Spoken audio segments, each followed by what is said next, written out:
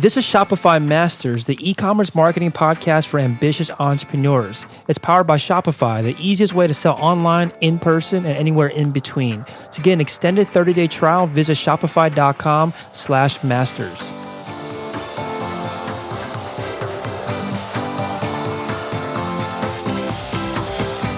Hey entrepreneurs, my name is Felix and I'm the host of the Shopify Masters podcast. Each week we put out podcast interviews with successful e-commerce entrepreneurs or experts to give you inspiration, motivation, and actionable tips to increase your traffic and sales so your store can generate the sales you need to live the life you want. In the last episode, Jeremy from craftandmason.com told us how he turned his hobby into a fast-growing business. In this episode, you'll learn from an entrepreneur that used Facebook ads to promote a Kickstarter campaign that raised $800,000. In this episode, you'll learn what is rapid prototyping and how to use it to design your products, how to make sure you're only focused on solving your customer's main problem, and when do you know when your prototype is ready for the market. Today, I'm joined by Yuen Ding from lumoshelmet.co. That's LUMOSHELMET.co. Lumos is the next generation bicycle helmet with integrated brake and turn signal lights for safer cycling, and was started in 2014 and based out of Boston, Massachusetts. Welcome, Yuen. Hey, Felix. Thanks for having me. Yeah, excited to have you on. So tell us a little bit more about this helmet. How does it work? Yeah, so it's you hit the nail on the head. It's that's exactly what it is. It's we're sort of calling it like a next generation bike helmet. It's we designed it ourselves. It's a helmet that looks like a regular bike helmet by day when you just look at it, but when you turn it on at night, you find if you've got your lights integrated into the helmet with you, you've got bright white lights in the front of the helmet, bright red lights in the back of the helmet. It comes with a remote that goes on your handlebars of your bike, and when you press those buttons, it activates left and right turn signals, and when you slow down, it activates a brake light. Yeah, very cool. So how did you come up with this idea for a helmet like this? I really fell into it in a strange happenstance way, to be honest. I'm not sure if I can explain it really, really well, but me and my co-founder, we were both cyclists in Boston just as commuters, and we really enjoyed it, but Boston isn't necessarily the most friendly place in the world for cyclists, and so we felt pretty vulnerable on the road a little bit. And we've always felt frustrated as well with just the idea of helmets. Like, we absolutely believe that there's necessary pieces of gear, but it's kind of frustrating that, other than protecting you in a crash, it doesn't really do very much for you otherwise.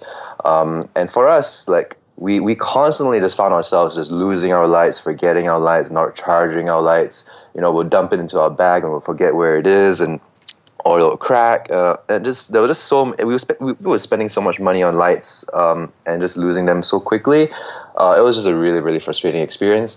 And so that's sort of where the idea came from, that we could, why can't a helmet do more for us? And, if we could combine the two, I forget my lights all the time, but I rarely forget my helmet. And so if I had my lights on my helmet, I'll be, more enthusiastic about wearing a helmet in the first place. I would always have a light with me. It just seemed like a very natural idea. And so we were really just sort of scratching out our own itch, I would say. And we spent a couple of weekends just hacking together a prototype, really just for ourselves. There was no agenda to turn this into anything necessarily. We were just looking to make a helmet for ourselves. And so we tore apart an old helmet and started gluing LEDs onto it. Put Arduino PCBs on the outside and started riding around with it. And then we started getting comments all the time. People kept stopping us and asking, "Hey, cool helmet, what is that? Where do you get one?" And we got so many questions that we started thinking, maybe there's an opportunity here. And I guess that's where it all started. Yeah, one thing you mentioned, I think in the pre-interview questions, was about how you use a lot of rapid prototyping. Tell us a little bit more about this. Like, what is rapid prototyping? How did you use it to come up or design your initial product? Yeah, I guess our approach maybe was a little bit haphazard, but I think there was a bit of a method to the madness. We're engineers by background, and I think our MO is to build more and think less, or just keep tinkering. And so we didn't we didn't necessarily do a lot of like customer development or market research before. Like we had the idea, and we literally just spent one weekend building the first prototype. We started working on, I recall this quite clearly, we started working on this on a Friday night, and by our Sunday afternoon, we had our first working prototype. It was crude, and it was really ugly, but it worked. It didn't work very well, but it got the idea across, and it was enough for us to show ourselves and to show other people what the idea was. And from there, we could immediately see that there was something there. And the way I knew was, I remember we took this really ugly looking prototype to a bike shop, and we showed him the features like, hey, can you take 30 seconds of your time? I want to show you this prototype that we're building. It's like, look, it's a helmet. It's got lights, so we turn the lights on. And you could sort of see his eyes. I could see his eyes light up. And then we showed him the turn signal feature and the brake light feature, and he started getting more. He's just, you could see the excitement in his eyes about how surprising and yet intuitive and useful features like these could be. And when I saw that excitement, I was thinking to myself that I could sell that. So that's how it started. Yeah, and the idea behind rapid prototyping is just to get something out there as quickly as possible so that you can actually start getting feedback, just like how you did by going to these bike shops. So did you place a deadline on the prototyping? Because this is, I think, an issue that a lot of entrepreneurs get into that are creating their own products, which is that they spend so much time trying to get it perfect before anybody's eyeballs gets on it. Like, did you ever have that fear of, waiting until it got perfect? I see. And I realized I didn't necessarily fully answer your first question about how the rapid prototyping works. So to give you just very simple details, it was taking a friend of ours donated her helmet that she wasn't using. We tore it apart. We used a Dremel. We used RGB LED strips you can get from SparkFun, and Arduinos, to build the first prototype, and to get the turn signal and brake light features working as that first prototype. Right now, today, we use accelerometers and RF chips, but back then the quickest way to do it was to connect it to the phone and have a program and have an app on the phone, which you can down. I forget which one we use now, but there are many of these available online that you can get from SparkFun, and just use the phone to control the lights as if it was working. So I would pretend that the helmet's slowing down, and then the brake light would turn on by someone else controlling the helmet through the phone, and that's enough to get the effect. It's just a show, just to a proof of concept. And you're asking about deadlines. So for deadlines, we didn't put any deadlines to it because this was very much a project that was on the side. Like I said, we didn't necessarily have an agenda to make this into something. It was really just two guys building something that we thought was cool, to solve a problem that we were facing, and we weren't sure if other people were facing the same problem or if they would like the solution that we developed for ourselves. Mm-hmm. And so it really was just a side gig, and it was a side gig for probably a year, where we kept building more prototypes. So it ebbed and flowed. I think there were months that we worked really many hours on it, but there were months too that it just kind of fell to the side for a little bit before it picked it up again. So it went through a full year of just side exploration. Mm-hmm.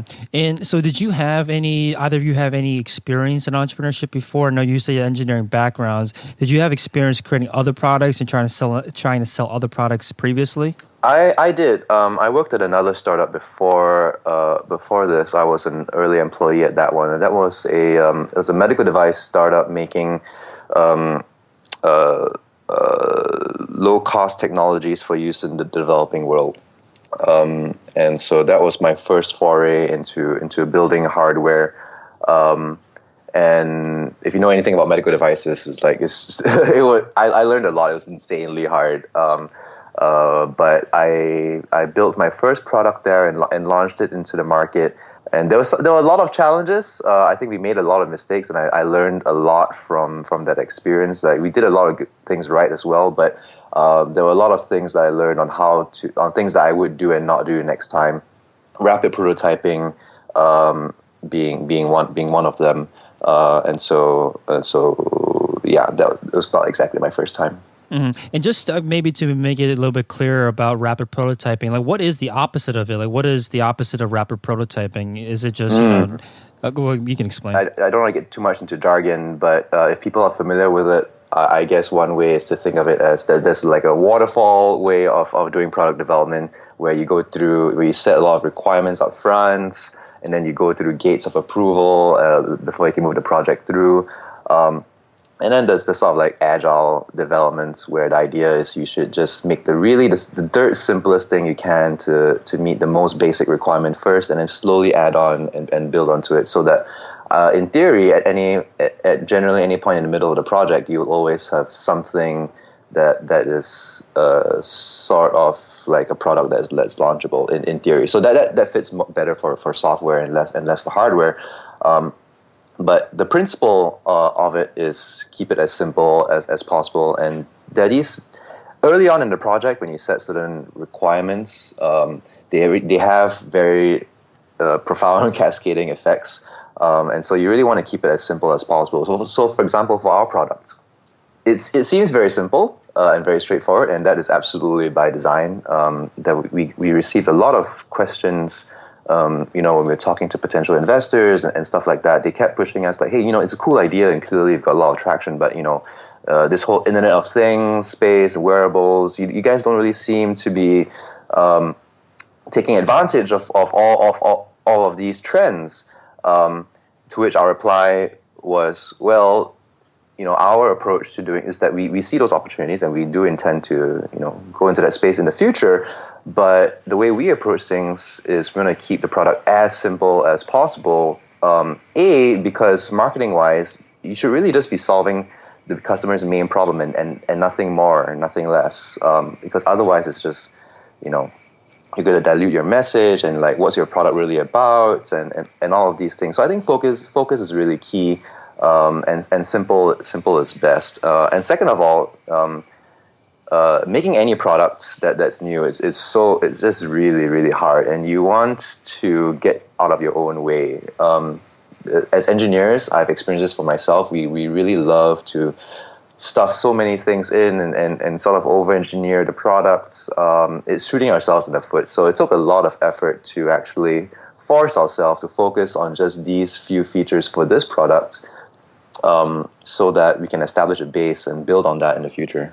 And I like that what you said about just solving the customer's main problem. How do you make sure that you're not diluting your focus and maybe, I guess, expanding the scope too much and trying to tackle too many problems? Like, how do you are there checkpoints along the way? Are there questions you constantly ask yourself to make sure that you're only focused on one problem and that problem is the main problem? Well, I don't know how other people do it, but the way we did it. So one of my main learning lessons from my first job was in product development is you have all your requirements, and it's really, really important that you rank order and prioritize all of them. So you can't say I want these 10 features and all of them are must-haves. If you cannot rank order 1, 2, 3, 4, 5 to 10, all of them, then I think you are not being disciplined enough about what's really important to you, because you're going to enter situations where it's just you're in a rock and a hard place, and you have to cut something because your creativity and ingenuity is only going to take you so far. In product development, it's all about trade-offs, really. So you have to accept compromises.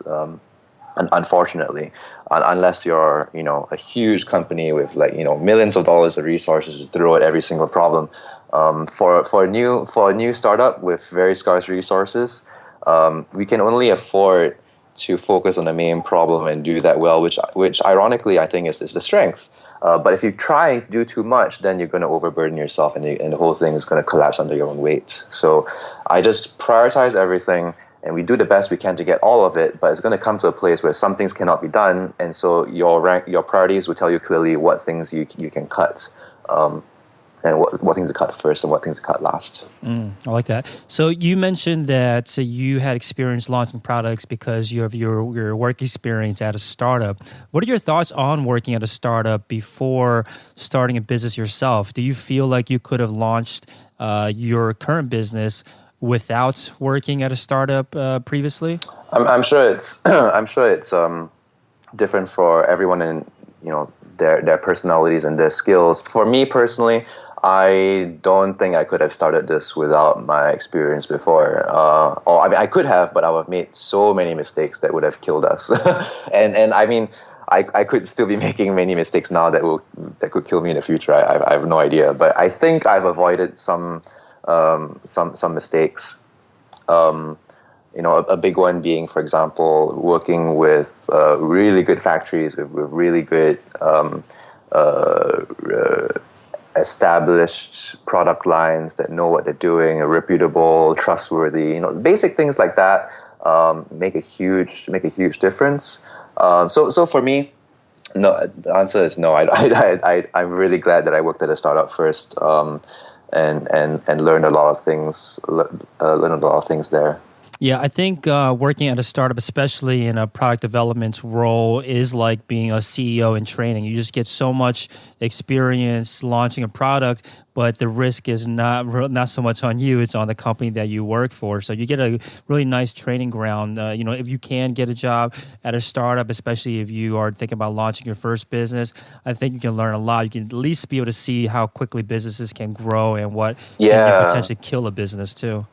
Yeah, for sure. And I'm in a strange place where I've only worked maybe 3 months in a big typical corporate organization. And I think you learn a lot of things there as well. But my impression was a lot of things that you learn is how to navigate a bureaucracy and how to how to work in the context of a large organization where there's politics and there are many other things that you have to deal with.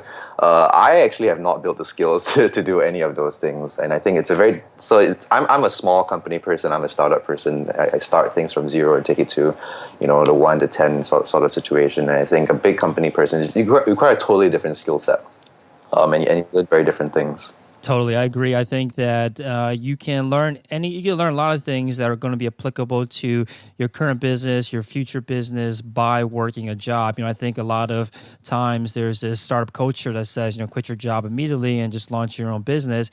But if you can't do that, don't feel like you're just wasting your time. There are definitely ways or definitely skills that you can develop by working for somebody else, and you are learning these things while getting paid for it too, which is the best way to learn. So you mentioned that one of the key things you learned in your previous job that you made sure to get right in your own startup is to make sure you work with quality manufacturers. Tell us a little bit more about that. Like, what was your experience, in the past that influences your decisions today in regards to manufacturers? Right. Well, I guess the key principle to me is I'm, like I said, it's an engineering background and a bit of a product guy. I think a lot about how to build products, and I think in general, if you're building something new, you really want to be as close to the process of building it, like actually building it. So, for example, if your products are software products, that's a little bit easier. Probably the founder is already a developer, and you're actually coding the thing yourself. That's really, really ideal. For a hardware product, it's a little bit harder unless you own a factory yourself, which most people probably don't. And you really need to be on site, on premise for as long as possible. Just because, factories have so many things going on. You're probably almost definitely not the biggest project that they're working on, and even though the world is so small, like we're Skyping right now from many miles away from each other. But there's nothing that beats face-to-face. A lot of business still has to be done face-to-face. You just have to be there. The psychology of knowing that you're here makes me do the work a little bit better and stuff like that.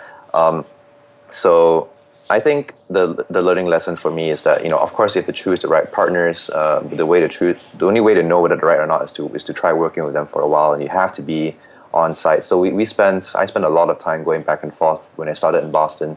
Once we had a good idea of what the product should be, the next step was, okay, how do we know how we can, whether we can build this or not? And that's it's an engineering design and a product design, but then it needs to be made by a manufacturer. especially for helmets, which are safety products. You have to meet quality requirements. You have to pass safety tests. And we're not going to start the factory ourselves. So the main challenge at that point was finding the right manufacturer. So I was flying between Hong Kong and China and Boston quite a bit, looking for the right manufacturer for some time. And I think that was like a 6-month project, identifying that. Mm-hmm. So you're in Hong Kong right now, right? Mm-hmm. Yes, I am. Awesome. So when you're on site, like what do you do there? Like if someone wants to kind of follow in your footsteps and make sure that they are, picking the right manufacturers, and when they've chosen one, they want to be on site to make sure everything's done right.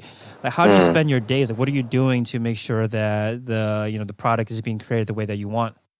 Right. So our story, I think we got a little bit lucky. Or maybe very lucky. The approach that we did was, so I think in general, everything is they're all human relationships. And what I mean by that is if you approach a factory for the first time, you don't know them and they don't know you, it's really hard to build trust. And there are all these stereotypes that people have about Chinese factories and stuff like that, which I think are kind of unfounded in my experience, or at least exaggerated. But if you don't know each other from Adam, it's really hard to get started, and it's really easy to get miscommunications or misunderstandings. And so how we got lucky was I was just networking around in Boston. There are a couple of engineering firms and suppliers that connect people.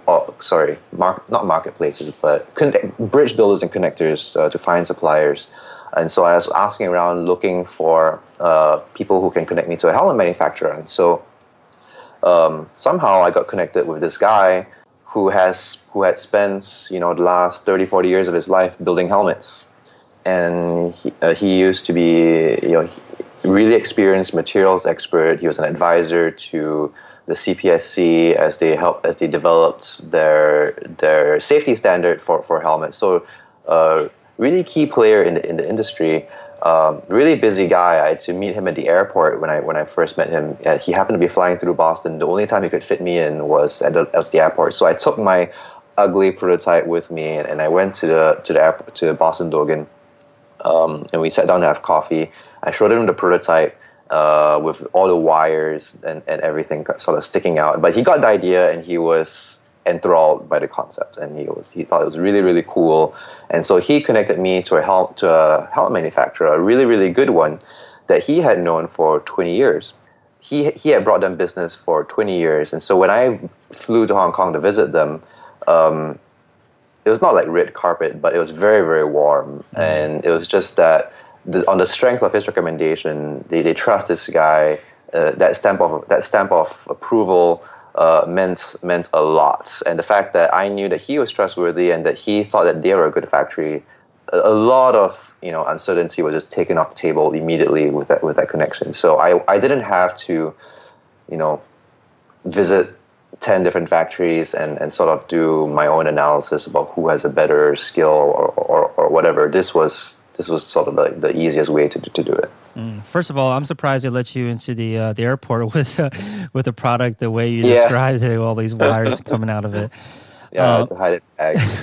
So yeah, like you're saying that there was some luck involved, but you're not really, right? Because you spent the time to kind of put yourself out there to find these opportunities to network. Right. So maybe we can talk about that, like maybe some tips you have on that. Like you mentioned that you were able to network with bridge builders, like people that can help you find suppliers. So were there like specific events that you were going to? Like how did you place yourself in I guess the right situations to eventually meet the person that was going that helped you out so much?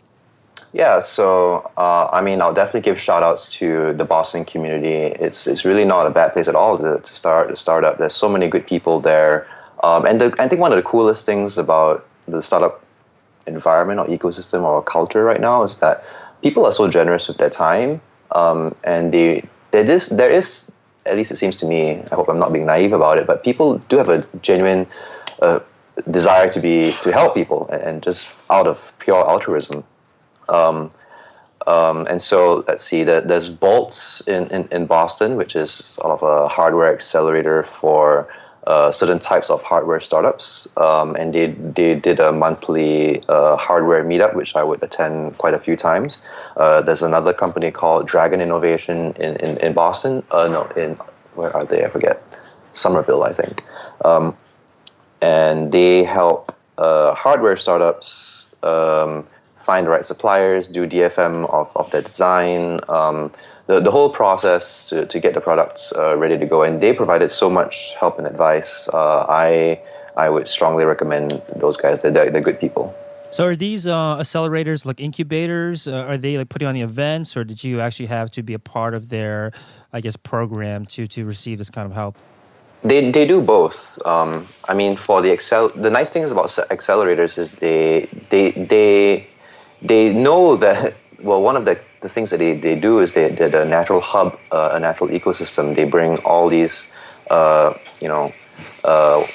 young people and people interested in starting a company together with these startups.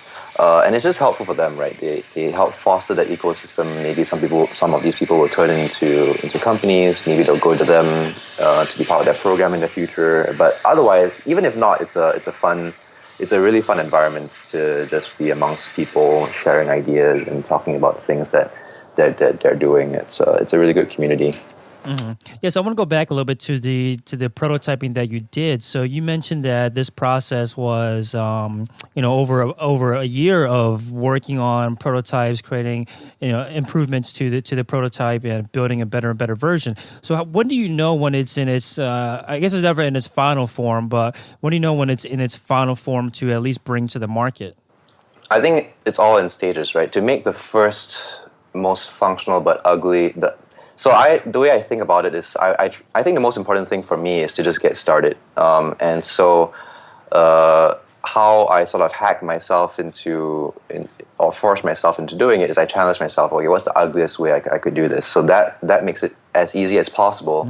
I don't feel like I have to make something that's super beautiful to get started, because that would just hinder me from getting started, which is counterproductive. So make the ugliest thing I can as quickly as possible. That first prototype was done in a weekend, just to get the idea across. And then I think our second version of the prototype was a little bit prettier. That probably took 1 week to build. And that got the higher fidelity prototype. It was less ugly, still functional, got better feedback. And then after that, it's like I think we had one more version that was similar in beauty. And then after that, we got samples from the factory, and this could be okay. So this is off like a basic design that we know is doable, and then it's getting closer to actually being realizable. I think the first stage was showing the prototype. I showed the prototype to probably over 100 people to get their feedback, and in person. So that's useful feedback, especially if you just observe what people do or how people look when they're seeing the product for the first time. That's valuable information, but not necessarily wise to extrapolate, because you're the one showing it to them. There's all kinds of biases. Mm-hmm. So the next thing we did was we threw up a landing page with decent photographs of the product and the idea. And I think it's a fairly well-known tactic, but it's sort of a hack. It's just a landing page showing the product, the lights, the brake, the turn signals, and at the bottom is the price, and then a buy now button. When you click the buy now button, it just takes you to hey, thanks for your interest. We're not available right now, but leave your email or something like that. And then we just track the clicks of the buy now button. So back then, I thought that the buy now button. So the buy now button is a good proxy for interest in sales. But I now realize there are many steps to go from buy now to actual like taking money from the credit card. So the best gold standard would be to actually take money from people and then refund it immediately if you want to do a true test about, hey, will people really pay money for this? Mm-hmm. But it was a good enough test to start, and a few people were a little annoyed by it. I remember getting an email from someone who said, hey, it's super not cool what you did. I totally had my credit card out, ready to input my details to buy your helmet, and I felt really, really disappointed, when I got this like thank you page thing. But I mean, that's part. No harm, no foul, right? I didn't take anyone's money, and the fact that this guy would take the time to email me that email showed that, wow, this guy really wanted the product, which is... Yeah, makes sense. So were you driving traffic to this initial landing page? Like, how were you able to bring, visitors to it to determine if it actually, or to validate it? Oh, it was Facebook ads. We spent just small runs. I can't remember. It was like probably $100 or something to get some traffic in, and then just measure. We use Optimizely, and so Optimizely allows you to take the same landing page, and then you can change simple things like, for example, the price. So we had 3 different prices showing, and so any visitor that comes will be randomized into one of the 3, and then we'll sort of see the conversions across the 3, and that gives you a price elasticity curve, a very, very basic, not super scientific one, but nonetheless it gives you some information. Oh wow! It definitely sounds like a much more scientific approach than I had initially imagined. So I think I really like this idea that you had, or this, I guess, what you said earlier about you asking yourself, what is the ugliest way I can do this? Because it removes a lot of the pressure from getting it perfect. Like you're saying, you kind of just want to get started. And speaking of taking the next step and actually getting people to pay you for the product to actually validate it, I want to talk about the Kickstarter campaign. So you had a goal of $125,000, ended up raising over $800,000 from over 6,000 backers. So blew the goal out of the water. Like, were you ever? And first thing I want to talk about is the goal, because this is a pretty high goal that you set, and a lot of I guess other entrepreneurs that I've spoken to on this podcast that have launched on Kickstarter, they will often say that they artificially or they purposely set their goal low just so that they could beat the goal, and that kind of for optics or I guess visibility reasons, it makes the campaign much more attractive once the goal has been met. So did you ever have this fear that maybe you wouldn't be able to meet the goal? Like, what was the maybe we'll start there. Like, when you first started the Kickstarter campaign, was there like immediate reception to it, or what was it like? Well, let's see. I have strong feelings about this one. This is a tough one. I think I can speak transparently about this now that we're a year away from the campaign, and we're actually about to ship helmets. So we're completing the project more or less successfully, I think. Depending on the type of company, I don't know. For a hardware product like ours, 125 grand is not a lot. It's really, really not. The break even, the amount of money that we needed was actually a lot more than that, and we knew that. So in that sense, before we went to Kickstarter, we had a debate internally about what the goal should be. As you alluded, many people artificially bring it down and stuff like that. We actually knew that we needed sort of like about 350 grand to make it work. And I was actually, for a while, I was pushing that, hey, if we need 350, we should put 350. But a lot of past Kickstarter successors said that if you do that, you're just not going to be successful. You're shooting yourself in the foot, and it will never get there. You have to put something lower, and so people are pushing for 50, and so we compromised at 125. And so I was really concerned about many scenarios. So in the scenario that we make more than 350, then we're okay. We got the money that we need, and we have confidence based on projections that we can make the product and do it well, no problems. If we undershoot and get less than 125, that's also not a huge deal, because the money is not taken out of people's accounts. No harm, no foul. Maybe some backers will be disappointed, but we live for another day. It's not a big deal. The challenge was, what if we raise between 125 and 350? Let's say we raise 250. 250 is a lot of money, but it's not enough we already know that it's not enough for us to make the product. And so if we take that money, then that money has to come from somewhere. We're forced to go and find money. And it's sort of like, if you need money, it's hard to find it. If you don't need money, it's easier to find it. So you really want to be in a situation of strength, where you don't necessarily need we don't necessarily need anyone, and then it helps more forthcoming, ironically. And so the emergency situation then, we didn't know how much we were going to raise. We had hopes for high numbers, but at the same time, we could, 250 sounded entirely plausible too. We really didn't know. And so the emergency plan that we had, and we saw so many other products out there that had raised, decent amounts of money and still could not succeed in their products. It's happened so often now. We really, really didn't want to be one of those products. And so our secret emergency plan, which I'm revealing publicly now, is if we raise between 125, which is to say higher than our goal, but below 350, which is our break-even necessary number, then we were going to shut the campaign down and return all the money. That was the plan. And well, thankfully, I think we raised over 350, I think, by day 10 or something like that. So it ended up being fine.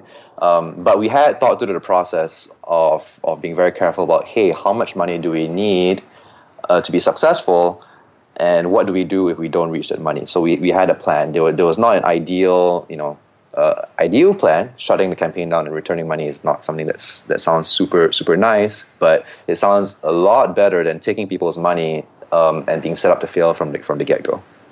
Makes sense. So if that was the goal or not the goal, but the backup plan to return people's money, if you fell in somewhere between the goal and the actual amount of money you needed, what would happen next? Like, you would just start from, ground zero again in terms of funding, like not having any capital. Like, what would be the next step after that? I think this is important to talk about because there are probably other Kickstarter campaign creators that are in the same situation where they need more money, but they don't want to set the goal so high because, like you're saying, it's if you're set it too high, then you're not going to end up getting any money. So what was the plan if you were going to refund everybody?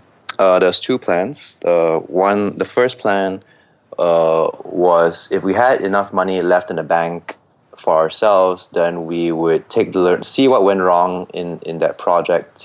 We'll almost definitely have learned a lot. So distill those learnings, would have one more shot and do the campaign again, maybe 1 or 2 months down the line, maybe with a bigger mailing list or better photography or a better video or whatever it was that we don't know what could have done better, and then do it one more time, and hopefully that will work. And if it didn't work again, then the implication to me, first of all, we'll be out of money anyway. And second of all, I think that would imply that it's a good idea, but the market is just not really feeling it. And so we should stop the project and we should shut the project down. I think one of the hardest things, we focus so much on the big successes in entrepreneurship. And the truth is, of course, that it's so, so hard. It really is very, very challenging. As a founder myself, I mean, this is our baby, right? This is my baby, and I can't. It's hard to let go of. And if you're in a place where you can't let it go, but at the same time, if the market doesn't really want what you're building, you're really this tough situation where you're just slogging against the wind. And it's hard to say. Sometimes there's so many stories of epic comebacks when things are looking the darkest, and then you come back and it's awesome. And there are many thousands of stories that we don't see where it just is a slow death, and it's painful and it's excruciating. So I thought Kickstarter was a really great way for me to distinguish: is there a larger potential market here that I can target, or maybe it's actually smaller than I was thinking. Maybe I was too optimistic. In which case, it is a great idea, but the opportunity is probably not big enough to justify the sacrifice that I know is going to take to make this product. And so it's better to know that early rather than late. Yeah, I like that. I think that it's important not to be too bought into your product, bought into your idea, and be blinded by your own kind of passion for it, and do kind of stick to the numbers, especially the ones that are being, that are coming from the customers. So you mentioned, I think you said you broke the break even that you needed, $350,000 in 10 days. Did you run like a 30-day campaign? A 30-day campaign, yes.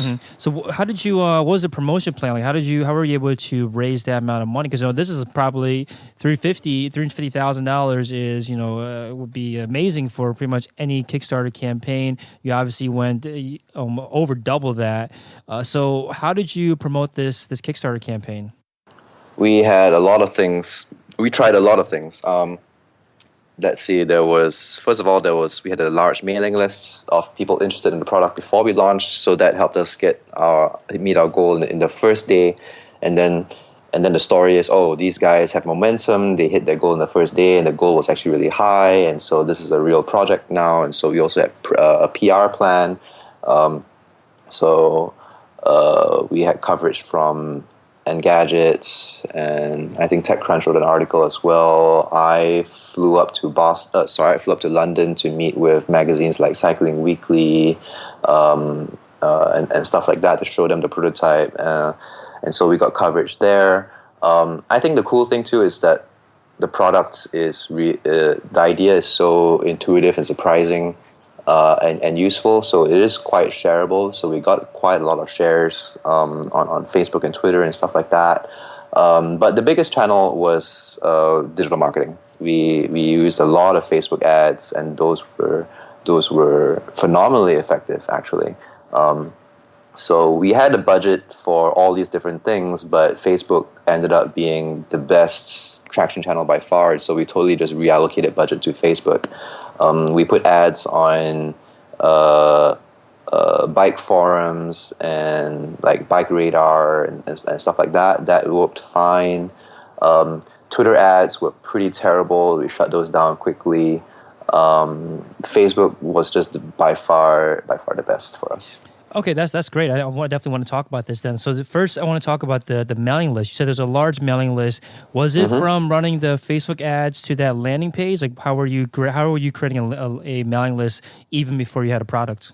Yeah, so we tried so many things. So for a few months, I was out there in the Boston area, going to bike events and physically just getting the first. I got like 900 emails by hand, going person to person, showing them the product and getting their feedback and reaction. So that was really useful, and I would say it was worth doing, so that I had a very, very clear understanding of my customer.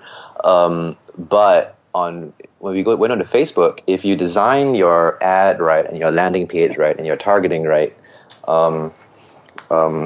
we got like 10,000 emails in 2 weeks. It didn't cost us that much. Wow. It cost us It cost us like $1,000 to get that, which is, not cheap, but I mean, for that, for that many emails, I think that's definitely worth it. So, can you explain again? So, how did this work? Like, what was the funnel? Like, you showed them an ad. Like, what did the ad say? And like, when they clicked on it, where did they go? At this point, I can't remember what the ad says anymore. But I think the ad probably said a next generation bike helmet with lights, brake, and turn signals, or something like that. Mostly, it's the picture. The picture shows the helmet with the lights, and then that gets the click. So the click goes to the website, and the website explains the products with our video. Maybe it was just pictures. I can't remember. And the call to action was request the invite for launch. And so they leave the email. By leaving the email, they're asking for an invite. It's an invitation sort of thing. And then when they leave the email, we send them an automatic email that says, okay, the email says, we email them and it says, hey, thanks for joining. By joining, you're like our VIP, and that means you get access to this really special deal. To get access to this really special deal, I need you to do 2 things. The first is fill in this 30-second survey, and the second thing is to stay alert for our next email, which will tell you when exactly we launch. And you have to listen to that, because to get your special deal, you have to fill in the survey, and it's first come, first serve. And so if you miss out, then sorry, right? So all this is true. By the way, we were not misleading anyone, because Kickstarter doesn't allow you to create special promo codes for specific people. And so the only thing you can do is to create special pledges that's available to anyone, and then it's first come, first serve. They get snapped up, which is a helpful constraint for us, because that's a great excuse for me to tell people that you got to come the minute the door opens, because if you don't, then it's gone. And so what that resulted in was, we were launching at, I think, 11:35 a.m. or something like that, and we could see on Google Analytics that there were like hundreds of people like refreshing the page, trying to get the link to go to our Kickstarter campaign, and they're all clamoring to get in, and that's how you get momentum, right? The momentum has to come from a build-up that exists before, and then it starts to build on itself. No, I love that. I love that you spend so much time, before the actual launch of the Kickstarter campaign to build an audience that you could just direct to the Kickstarter campaign. So do you remember like how much it was funded within like the first like 24 hours? It was 132, I believe. Oh, wow. So you broke your goal within 24 hours. Yes, we did. That's amazing. Cool. So now that the Kickstarter campaign is over, I guess you're now in full production mode. What is it? What is the what's the marketing plan that exists today? Is it just to drive where are you driving the traffic from Kickstarter to? Yeah, now it's different. I think Facebook as a traction channel only works really well in the early stages, and then it starts plateauing. So I think we're already starting to see that. So we need new traction channels, and our new traction channel is going to be the product itself. We've had a group of beta testers using our product since January, and they've been using it almost every day in the last 7-8 months. I think ultimately is the fundamentals, right? For our customers, are we solving their problem? Are we adding value to their lives? Do they like the product? Do they use the product? And so we've had, with our beta testers, we've got some really good answers with that. They tell me that they do feel safer. The convenience of having lights is really great. People on the streets ask them about the helmet all the time. Cars, it's sort of anecdotal and maybe it's imaginary, but cars do seem to be giving them more space and giving them more right away more often, which is pretty cool. And ultimately, we're building a safety product, right? We're building lights into your helmet so that you're more visible, so that you're less likely to be hit by a car that maybe wouldn't have seen you otherwise. And so people have exhibited a real, genuine interest to promote that, because they want their friends to be safe too, not just for themselves. And so if we do our job right, I really do hope that, and if we treat our customers well and build a good product, I'm hoping that our customers will reward us by telling their friends about it and spreading it as an idea. And we're hoping to build this brand into a bigger thing beyond just helmets. The next level is we want to be a part of the movements for better cycling safety. And if Lumos can be a brand that represents that, I think that would be something really, really cool and really interesting, and a brand that people can believe in and want to be a part of. Awesome. So because you are creating this product that is, I personally have never seen it before, anything like this, did you have to get a patent for it? Like what are your thoughts on that? Yes, you do. It's quite a painful process. Unfortunately, you have to bite the bullet and you have to do it. It's not necessarily very cheap either, and so that's just part of the risks of this journey. I remember distinctly that I had to buy a textbook and just read about all the intricacies of what this involves. I don't want to do that again though. So thankfully at this stage we've filed everything that we need to file in all our major markets and all of that stuff. But I won't lie, it's very, very painful. You could have a whole other podcast of a lawyer about that. Yeah. I've definitely heard not necessarily horror stories, but it's a long process for a lot of entrepreneurs that are going down this route. So it looks like you guys are planning on shipping the first products this fall. So what do you think the next year of your life is going to look like? What are your plans? What other kind of goals do you have for the company? Oh wow. I have an idea. I'm in Hong Kong now because we're finishing the product, and like I said, you have to be at the factory as often as possible. So that's why we're here. But soon the product will be done, And then my next priority is definitely just marketing, going. So, for example, Interbike, which is the biggest bike trade show in the US, is in Las Vegas in late September. So I'm going to be there. But more broadly, aside from trade, I'm going to be visiting all our major cities like Boston, New York, San Francisco, Portland, where we have a lot of backers, and I'm hoping to make events where we can have meetups with our backers and just learn from their experience how they like the products and what they think we could do better, and also try and build a community of people within our users. If in a year from now, my major test is, we're building a product for commuters, and so if I would love to stand on the street in a busy bike street in New York City, in Boston, in San Francisco, and at rush hour, and count the number of people wearing Lumos helmets. I would love it to be a certain number of people. I'm not sure what the number should be quite yet, but I would love to see it on the streets, just being a thing. So that's the traction goal.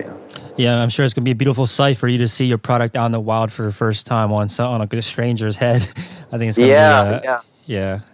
Very it's one cool. of the nice things about this product, because it's just so it's so visible, and it's so you can just see it, and that's nice. Awesome. Thanks so much, Yuen. So again, lumoshelmet.co, lumoshelmet.co. Anywhere else you recommend our listeners check out if they want to follow along with what you guys are up to?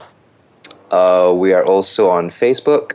We have a Facebook page, so if you could like our page and get our updates, that would be awesome. We also have a mailing list on our website, so if you're not ready to buy a helmet yet, just leave your email and we will keep you updated on everything that we're doing. Very cool. Thank you so much. Thanks so much, Felix. Really appreciate it. This has been great. Thanks for listening to Shopify Masters, the e-commerce marketing podcast for ambitious entrepreneurs. To start your store today, visit shopify.com/masters to claim your extended 30-day free trial.